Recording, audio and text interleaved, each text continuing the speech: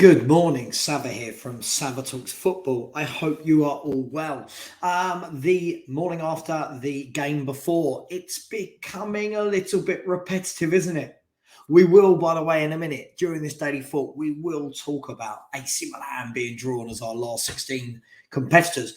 But look, let's start with yesterday. Tottenham Hotspur versus Liverpool. And this is becoming a carbon copy, game after game after game. The repetitiveness is just beyond ridiculous at this stage. Again, listen, I did a show last night and then I jumped on and watched a few other shows, and the varying opinions are very, very funny. Look, for me, I'm someone who I don't believe that this is any one person's fault. I believe the bigger picture of the club falls on Daniel Levy and ENIC. I don't believe that the first half performances that we've been seeing sit with Daniel Levy. I just don't. So when you've got YouTubers and they know who they are sitting there going, if you don't like Conte's football, you are ENIC in. No, don't let those people tell you that. Have your own mind. Have your own mind. You're allowed to separate subjects. Don't let these people tell you what you have to think. You are allowed to not like the style and not like the owners. It's absolutely fine. They are two very different subjects. So I am very, very baffled as to how we start every game the same way. Giving up possession for fun, sitting back, trying to soak up when the weakest part of our team is our defence. If the weakest part of your team is your defence, why would you want to sit and soak up as many chances against us as we do? It's just baffling. Now, the age-old argument will come out. Well, is Conte telling them to set up like this? Are the players just going out into games setting up like that? Are they not geared up for it? Are they not revved up for the fight? Then I have to say, okay, well, why? Why, if every game has Conte not got them going out and pressing and pushing and fighting from the first moment? Then you could say, okay, well, if he is telling them to do that and they're not, then yeah, fully it's on the players. But it seems very strange that we seem to be able to do it every second half. Every second half, we suddenly be able to start playing football. Every second half, Bentancur turns into this playmaker that gets the ball, dictates play. We get possession. He prods and he probes. I'm not picking on him, by the way. I'm saying he actually been one of the better players. But it's every single game at the moment that this is happening. In our last 4 Premier League games, we have gone 2-0 down. That is shocking. Can we be really, really honest about this? That is really, really poor. No matter who your manager is, no matter who your players are. I would suggest that there's probably a lot worse teams in the Premier League that don't go 2-0 down nearly every week like we do. So something's got to give. Something's got to change. Now, I thought Liverpool were excellent first half. I thought they prodded, they probed. I thought Nunes caused us a lot of problems on the left. I thought that Trent Alexander-Arnold and Robertson down each flank caused us a lot of problems. And they exposed what most of us had said before the game. If you play this formation against that Liverpool team, you are going to come unstuck because they will exploit it. And they did. Were Liverpool magnificent? No. But they did enough. They were good. They didn't look like a team that had been in bad form. They didn't look like a team that hadn't won an away game. Yes, we hit the post. Yes, you could talk about, was it a penalty on Sessegnon? But I'm talking about all-round play again. None of the ball in midfield. No pressing. Royal and Sessegnon, 2 of the worst footballers I think I've ever seen in a Spurs shirt, ever. I think they are dreadful footballers, but he keeps picking them over Doherty, etc. And Perisic could be left wing back. Baffling decisions from Conte, but you're not allowed to criticise in any way, shape or form. This is what makes me laugh. It's all Levy and ENIC. Now, bearing in mind, this is coming from someone who has been Levy and ENIC out for 15 years. And I'm sitting here saying, yes, I want them out. But to blame them for playing Emerson Royal, nope. He could play Doherty. He could play Jed Spence, but he doesn't. The number of times he's picked Sessegnon over Perisic this year, you could pick Perisic. No one makes him play 3 centre-halves when we've got not very good centre-halves. So there's lots of things where, yes, the club have to take responsibility for stuff, but for me, Conte does as well. Second half, completely different Tottenham Hotspur. Jekkyl and Hyde. And I don't think I'm being sensational with that at all. We went from a team that looked awful in the first half to a team that dominated the second half. Now, yeah, you can say it's easier to play against a team that they've got their lead now, so all they've got to do is sit in. And maybe they took their foot off the gas. There's lots of different ways of looking at it. But all of a sudden, we started prodding and probing.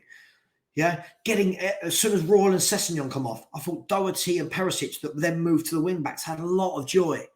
Whipping balls in, overlapping on the right from Dyer, overlapping on the left from Davis. It suddenly looked a lot better. My question is this: why can't we start games like that? It's the same personnel. Why can we not start games like that? For me, this is a manager issue as well as a player issue.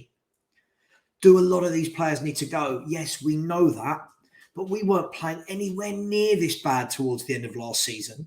Plus, we've had more enforcement brought into the club. So something for me just doesn't add up. And this is why, sorry, I'm not linear enough to just go, this is all on one person. There are lots of issues at this club.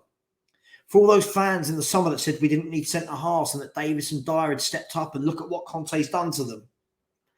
I bet you feel a bit silly now, right? Because Eric Dyer has been awful lately. Ben Davis is very, very painfully average. So, look, it is what it is. I mean, did we deserve a draw? Probably at the end, you could probably say we did. But for the first half performance, if you let teams of Liverpool's ilk go 2-0 up, you will lose games.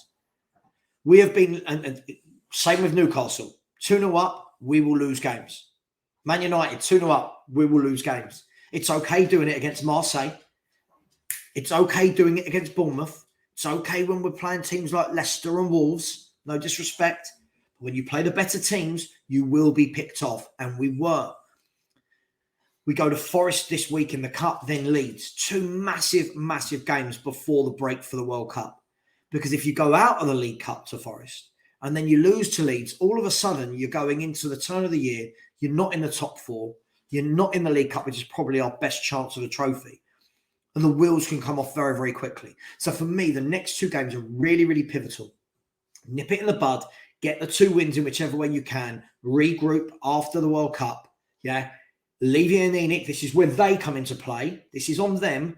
Pull your socks up, get Conte a few top players. Once they've got those top players, Conte, pull your socks up, sign that contract. Then we can all take a sigh of relief. Fans like me, who I don't want to get on board with a project that I don't believe a manager's on board with.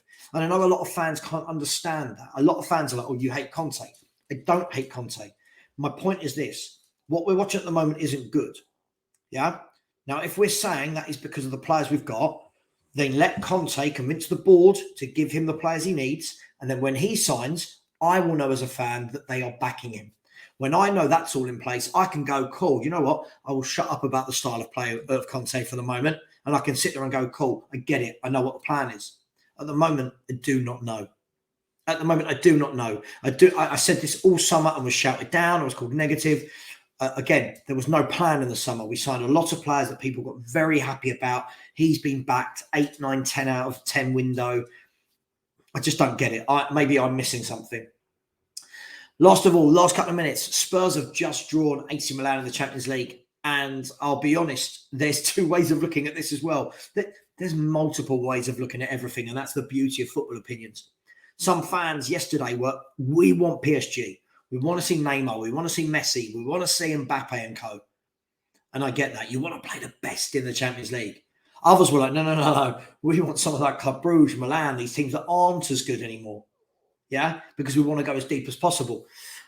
For me, I didn't really mind who we got. You've got to play who you've got to play, right? And if you go through, you go through. And if you don't, you don't. That's life. AC Milan are a decent team. They won the league last year. Not been as good this year. They're some way off the top of Napoli. I believe it was 8 or 9 points when I checked. They've got some good individual players. Chelsea dispatched them quite easily in both games. I would fancy our chances to go through against them more than I would against somebody like PSG or Leipzig or Dortmund. So I don't think there's a Spurs fan base in terms of going far within this competition. We can particularly have any complaints. But what do you guys and girls all think? Are we excited about it? Are we buzzing for it? It feels a bit strange, doesn't it, that we've now got to wait until February to see the game. But it is what it is. We've drawn AC Milan. I know Iggy, I'm going to message Iggy in a minute. I know as a Milan and Spurs fan, he's probably going to have a few things to say. But look, onwards and upwards. Look, I will end by saying this. It's not all doom and gloom at Tottenham. I'm not suggesting that in any way, shape, or form. But I have said for a few weeks, if not a month or so, I do feel that the whole we're sitting third in the Premier League narrative is slightly skewed. I do feel that now it's starting to get bunched up. Lots of clubs are in around there. And unfortunately, what I said a month ago was I think City will pull away. And I think City are slowly pulling away, as are Arsenal at the moment. Now, how long that carries on for, we don't know. But I see a lot of Spurs fans in all these comments in these YouTube channels yesterday. Arsenal are lucky. They've been lucky. They've had an easy run. Arsenal have beaten Liverpool, Tottenham, and Chelsea. I don't think that's lucky. The football they're playing isn't lucky. It's about time we put a little bit more respect on other teams and stop over-egging our players. Because what we do is we over-egg our players, but then when we lose, it's all their fault and not the manager's. So we've got to, which one is it? Anyway, thank you very much, as always, for all your support. This channel is growing massively at the moment. I hope you like the new show with the Spurs review on a Sunday night. We're adding Pete from North London is as a regular channel member on that as well. So his views will be there with mine. David, the Irish Hotspur, Kuva99 from the Free Spurs Boys, and of course, Sean from the Spurs Talk Show. So please go and subscribe to all of those chaps. And then Friday afternoons is Savron Daigle for the Friday Huddle. So hopefully you're liking the shows. Thank you for all the likes. Thank you for all the comments. Thank you for subscribing. And if you haven't already, please do subscribe. As always, come on, you Spurs, and leave you an Enoch, please, for Christmas. Please, please, please sell this football club. Thank you. Take care. Much love.